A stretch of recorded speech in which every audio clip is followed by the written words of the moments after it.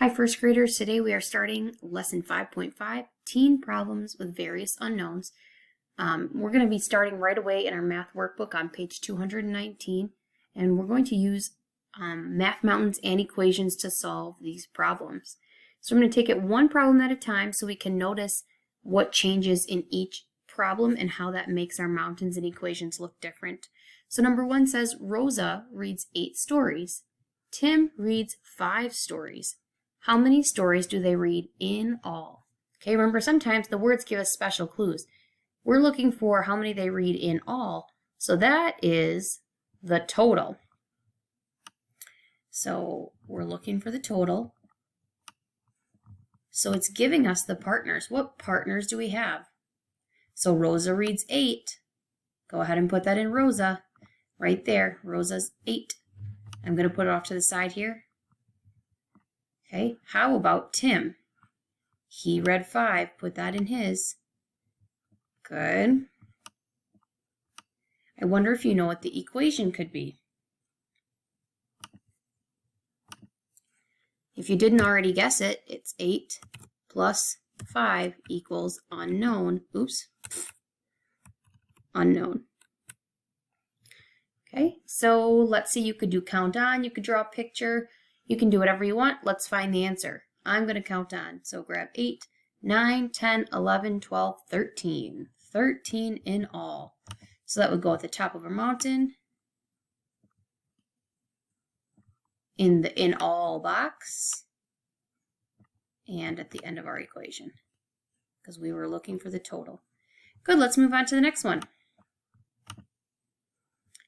Okay, now it says, Rosa reads 8 stories. Tim also reads some stories. They read 13 stories in all. How many stories does Tim read? So now we're looking for how many Tim reads. So that's going to change what our mountain and equation look like. So now they're telling us, okay, Rosa reads 8, same as they told us last time. Tim reads some, we don't know, that's our unknown. And they're telling us 13 in all. Remember, in all means the total, so let's set up our mountain. We know that the total goes at the top. Partner is 8. Other partner is unknown. Okay, think about what the equation might look like. 8 plus unknown is 13. Okay, let's see if we can figure it out. We have 8 and we need to get to 13, so I'm going to use the count-on strategy. Grab the 8. 8, 9, 10, 11, 12, 13. Check your fingers. What did you come up with? Yep, me too. I got 5. Okay.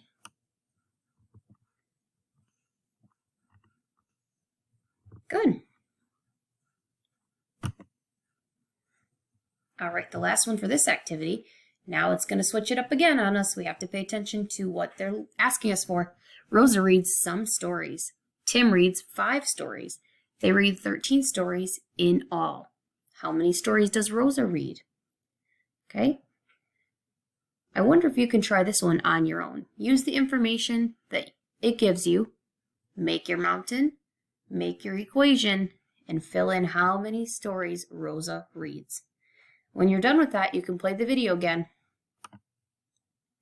All right, for this one, for the next activity, I want you to create and solve some story problems. So come up with anything you want, and you're starting with 9. You're getting some more of whatever you're choosing, and you're ending up with 14. Okay, so create your problem, talk about it with whoever's helping you with your homework, and then solve it. Find the answer. Okay, here's another one. But now I'm noticing that we're starting with that big total. We're subtracting the unknown, and we're ending up with 5. For me, this one seems a little bit easier, right? You're starting out with 14 of something that you really, really like, and maybe you share it with a friend. You share some with a friend, and you end up with 5 left. How many did you share with a friend? Okay, create your own story and solve that problem. All right, just like we did the other day, here are some word problems. And I want you to write the equation or make the mountain, some type of work. You're going to need a separate sheet of paper, okay, for you to solve these on, because I'm just going to put them on the screen and then I want you to work together to solve them. So it doesn't stretch your brain if you just watch me do it and I do everything for you. So I want you to try your best, and you can pause and play the video at your own pace.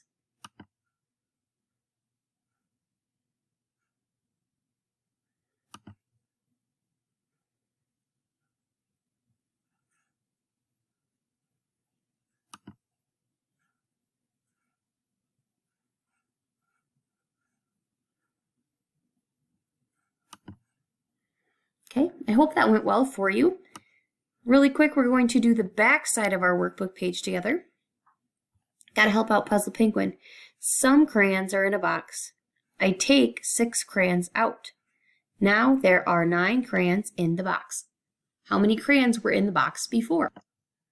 Okay, so it looks like Puzzle Penguin did 9 minus 6 equals 3, and he decided that there were 3 crayons in the box before. But if I look back in my problem, it says now there are 9 crayons in the box. So if he says there's only 3 crayons in the box, that doesn't make much sense. So we have to end up with there being 9 over here.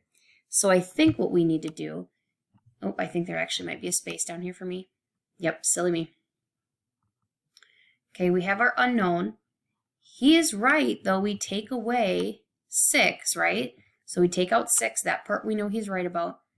And then the part where he might have got confused is where there's how many left in the box. Okay, so we started out with some, we don't know what that is. We took away 6 and we end up with 9. Okay, so remember, these are the 2 partners right here. When we subtract the total, the largest amount is first. So that's what we're looking for up here. And this is the information that we do know. This is how many were taken out. This is how many there were now. If we use these 2 numbers, we'll be able to get our answer right here. These 2 unknown boxes will be the same. So what's 9 and 6 more? 9 and 6 more is 15.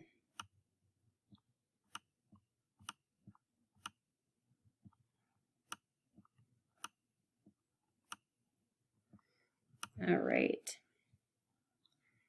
Excellent work today, friends. I'll see you tomorrow.